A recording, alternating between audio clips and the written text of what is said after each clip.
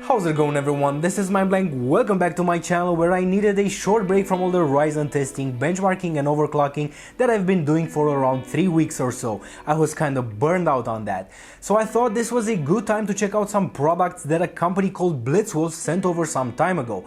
And for all of you eager to see my next tests and benchmarks, don't worry, I got you covered. By the time you're watching this, I've already started working on my next endeavor.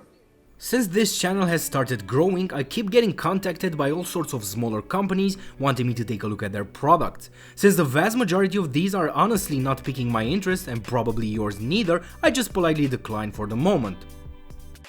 However, BlitzWolf caught my eye since they've got a rather large variety of products and seem to be manufactured at certain quality standards. So they let me pick a few stuff which I thought would interest my viewers. In no particular order, let's start with an SSD. The BWD1 is a 120GB model, the only one they sell at the moment.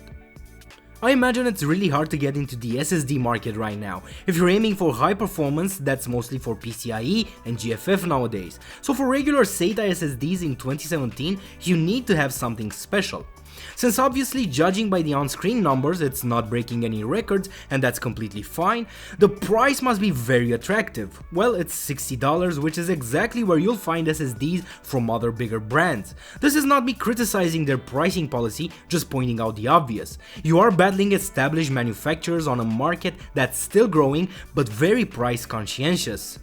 Maybe they're planning on offering frequent promotions with it and that would make it more appealing. Anyway, I do appreciate a simple black look with no stickers on it. Some builders will appreciate this too. This is powered by a Marvel 88NV1120 controller and TLC NAND, supporting standard stuff like trim, smart ECC and wear leveling. It also comes with an 18-month warranty and BlitzWolf does pre-test all their drives. Anyway, I'm very curious how this SSD will hold out in time and I will be using this in my future builds and keep everyone updated in case of issues. Moving on, we've got the BWBR1 Bluetooth receiver. I found this little device really handy for two things. In-house, when watching movies on the TV, I could make use of my audio system without routing a bunch of wires to the source. I also found this magical since my kid has no wires to pull out from the laptop, so this alone is worth the price for me. The second place I found it helpful is in the car. I don't have a Bluetooth enabled car stereo, but I do have an auxiliary jack. Again, this is just excellent for listening to whatever you want in the car right off your phone. It pairs with any Bluetooth device by holding down the play pause button until the blue light flashes. It also comes with a flexible jack to jack, not only this rigid one. The battery is charged with the provided micro USB cable. Mine stopped charging after around an hour or so. And so far I haven't depleted the battery in more than 5 hours of usage. Range is impressive. I was expecting it to ampere from my phone at more than 20 feet, but it worked even through thick house walls without interruptions. Next, we've got a smart lamp. Yes, people started making these too. The BWLT1S is something that I've not seen before and I really dig it. So this uses 27 LEDs, 18 of which emit cold light over 6500 Kelvin color temperature and 9 of these emit warm light around 5000 Kelvin color temperature. It has 4 program modes which you can choose on the touch-enabled pad. These automatically balance the power on the white and cold LEDs depending on what you're looking for.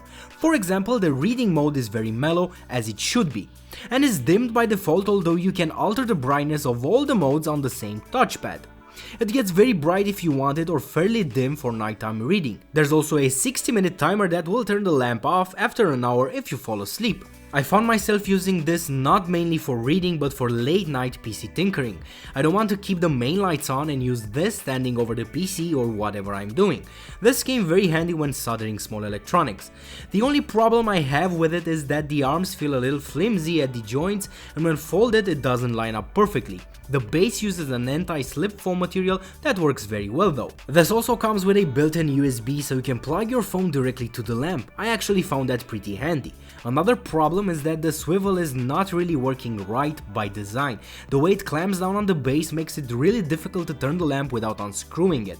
Other than that, this is a nice piece of tech, which I never thought I'd say about a lamp. Lastly, it's something I didn't expressly want, but they gave me nonetheless, a USB 3.0 hub. If you're limited on back I/O USBs or front case ones, this will come in handy. It's made out of aluminium alloy and has 4 ports, as well as 2 rubbery feet to adhere to surfaces. I'm not really a fan of the shape, but it is nicely crafted. I just don't find myself using it, not because I don't have my fair share of peripherals, but because my motherboards usually have an obscene amount of USBs at the back. This is actually one criteria I look for on boards these days. Check the description below for a few promo codes they went ahead and prepared for you guys. These offer no kickback to the channel, but that doesn't mean that you shouldn't get a product if you think it deserves your hard-earned money. You can also find their products on Amazon and check out their website for other interesting stuff they offer. Alright, so I'll catch you in the next one, guys and gals, where I have some really nice Ryzen content planned again, so stay tuned for that. But meanwhile, I want to see your comments, questions and suggestions down below. Thank you for supporting this channel by subscribing, and see you next time everybody, bye bye.